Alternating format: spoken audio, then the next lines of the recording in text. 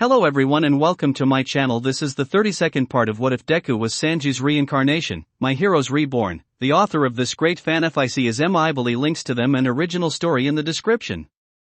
Chapter 32, All But the Last. In the Montoro room, Achiko was leaving, as it was time for exam. "Good luck," said Izuku. "Thanks," she said, blushing profusely and fiddling her fingers. "I'm sure it will be fine." "Achiko," said Izuku. "Oh, another personality shift?" said Achiko, snapping out of it. "That's the second one today," said Izuku. "I'm fine, really," said Achiko. "Achiko," said Izuku. "I'll talk to Hibiki about it later," said Achiko. "Good," said Izuku. Achiko left for her test. As she did, Tsuyu joined Izuku. She was a bit nervous, as she was facing off against her idol, 13. Once she and Aoyama faced 13, the hero began to use their quirk, which was called Black Hole, that let them suck up anything and turn it to dust. Both Achiko and Aoyama hung on for dear life as their teacher tried to suck them up. For about a minute. "Wait," thought Achiko, 13 wouldn't try to kill us. She looked at his partner. "Do you think you can hold on for a little longer?" asked Achiko. "Yeah, why?" asked Aoyama, confused. "Okay," said Achiko, letting go. "What?" yelled Aoyama. 13 closed up their finger holes to stop their quirk. However, they blinked for a second and suddenly Achiko was there, grabbing their arm. "Oh right, ninja," chuckled 13. Then Aoyama joined by tackling 13. Achiko, who had the handcuffs, managed to cuff 13. In the monitor room, Izuku was happy. Amazing," said Izuku. She used 13's quirk against them. She must have figured out that 13 wouldn't kill them. "That's a bit grim." "Ribbit," said Tsuyu. "Well, for us it's hard not to be at times," said Izuku. That was when the doors opened. The two were joined by Momo, Mashireo, and Ida. "Hey!" cheered Izuku, "good job on passing." "They weren't prepared for what we could do," said Momo, blushing. "Yeah," said Mashireo. "So Uraraka passed." "That's good," said Ida. "So who's next?" asked Mashireo. "I think Ishido and Kaminari," said Momo. "They're up against Principal Nizu," said Izuku. "It's rare whenever we see him in battle. The thing about Principal Nizu is that he's an animal with a quirk that makes him smarter than most humans. So much so that he can calculate the damage done. So his test took the form of him controlling a wrecking ball, trapping the two students so they couldn't escape to the exit. And from the look of it, he was having way too much fun being the villain. Humans did experiments on him, so during times like this he takes his anger out on humanity," said Recovery to the students watching the test. Needless to say, the 5 students were horrified by this. In the end, neither Mina nor Kaminari were able to pass their test as time ran out for them. That was when Achiko joined them. "Mina didn't pass?" she asked when she saw them. "She must be so devastated." "But you did, congratulations," said Ida. "Thanks," said Achiko, "but it wasn't like yours." "Don't be that way," said Momo. "They were just caught off guard by our abilities," said Mashireo. Achiko sighed even more. "You still did great. I mean, you were able to figure everything out," said Izuku. Achiko began to blush and fiddle with her fingers. "Thanks for saying the right thing." She barely managed to get out. Everyone else in the room stared at her and she realized she had another personality shift. "I plan to see Hibiki after Deku's exam," said Achiko. That was when the next exam began, which was Kyoka and Kota. It was hard because they both had sound-based quirks and Present Mike did as well, with his making his yells loud. Not only that his yells was scaring away the animals, except for bugs which Kota was afraid of. So much so he ran away. But he was able to overcome his fears when he saw Kyoka's ears bleed. He had the bugs come out from underground and cover one of his legs. The students watching this were shocked and horrified. Izuku was shaking more than the others and even more pale than the others. "Deku, are you okay?" asked Achiko. "Well, it's extremely embarrassing," said Izuku, blushing bright red.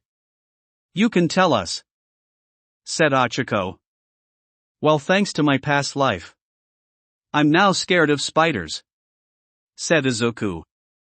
"Wait, did you just say thanks your past life?" said Tsuyu. "Yeah, that's why I said it's extremely embarrassing," said Izuku. An awed silence filled the room. "Yeah," said Izuku. Though he did leave out the most embarrassing part, that Usopp, who wasn't the bravest member of the crew and was an outright coward in the early days, actually liked spiders. But he hadn't talked much about Usopp, so he was able to leave out that part. "It's okay." Mashireo tried to assure him, "My best friend was afraid of cats, though his reason was terrible." "I can't believe he was beaten by a bunch of bugs," muttered Recovery. But yeah, they managed to get past the exit while Present Mike was knocked out in shock. However, the next test was Toru and Shoji. But unlike the other Snipe, who was a skilled sharpshooter thanks to his quirk, was ready for them. Toru even tried to get the jump on him with her party supply weapons, but it was no good. Unlike the other two, he was prepared for her nonsense. Mostly, because he was about to shoot out a smoke bomb, but she countered with a confetti bomb. "Seriously?" he asked. "Where are you getting this stuff?" asked Shoji. Toru just shrugged as she normally did. But the teacher still shot at them. "I shouldn't only focus on using my party weapons, I know that," Toru told herself. However, as she wasn't paying attention, Snipe unleashed another smoke bomb. During this time she realized that she should use her quirk to the fullest extent. And as he was doing, Shoji noticed her gloves and shoes tossed away. He realized the plan and pretended to surrender to give Toru the chance to handcuff him.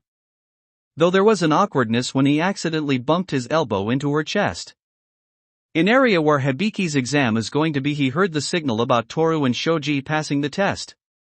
"Only a couple more left," said Aiko.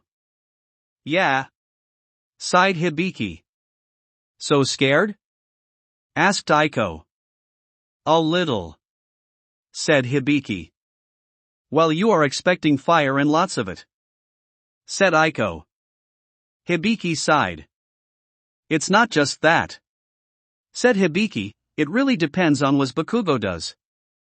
Aizawa knows something you don't, so I think that might be a factor," said Aiko. "Yeah, you're probably right," muttered Hibiki. "But I should warn you that either way you're probably going to get set on fire," said Aiko. "Stop reminding me of that," said Hibiki. "I can't help it," said Aiko. Hibiki sighed. Back in the monitor room, it was the next exam. "Izuku," said Momo. "Yeah?" asked Izuku. "I think it's best if you don't watch this exam," said Momo. "What? Why?" asked Izuku. "Is it because his is next?" asked Achiko. "No, because it might trigger you," said Momo. Izuku's sweat dropped. "Trigger him?" asked Tsuyu, confused. "It's about that day when I passed out," said Izuku, blushing. "Please don't ask any more." "It's okay," said Achiko, trying to reassure him. "Besides, I want to watch all the matches," said Izuku. "I want to get stronger." Everyone else stared at him. "Stop looking at me that way," he sighed. "You're the strongest student in class," said Tsuyu.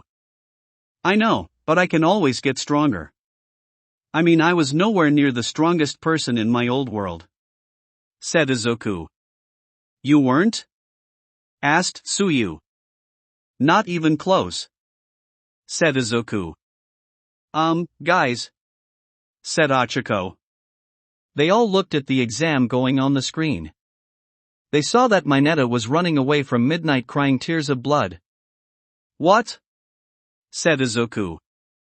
Okay, to back up a bit, it was Zero and Mineta against Midnight. Thanks to her quirk that caused her to release a gas that puts anyone to sleep, she managed to put Zero under her quirk. Zero, however, used his quirk to get Mineta out of there, but Midnight managed to use her quirk on him. The reason for the tears of blood was because of his jealousy. However, it was all part of Mineta's plan. Due to being a perv himself, he kept an eye on pervy heroes. Thanks to the fact she had a sadistic streak, he knew that she would follow him. He used his quirk, which balls form out of his hair that were sticky to everything but him. While using a bit of Zero's tape as a mask, he was able to stick her, grab Zero and make to the escape gate. Back in the monitor room, Izuku left without saying anything. He got to the entrance where his test was supposed to be and where Bakugo was waiting for him. About time you got here, muttered Bakugo. Whatever, muttered Izuku, entering Sanji mode. And then Bakugo said something that Izuku would never expect him to say. We don't have much time for a strategy, muttered Bakugo, so you better come up with one. Izuku stared at Bakugo. He couldn't stop staring, his brain was having a hard time processing what was just said. Though to be fair, he had no idea what Bakugo had been going through the past few weeks after the bullying came out and the fact he was trying to be a better person. But still, this exam wasn't going to be anywhere close to what he thought it would be, like at all. That will be it for this part.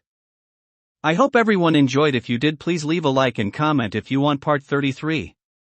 If you want to hear more from me, subscribe. I hope to see you all in the next one.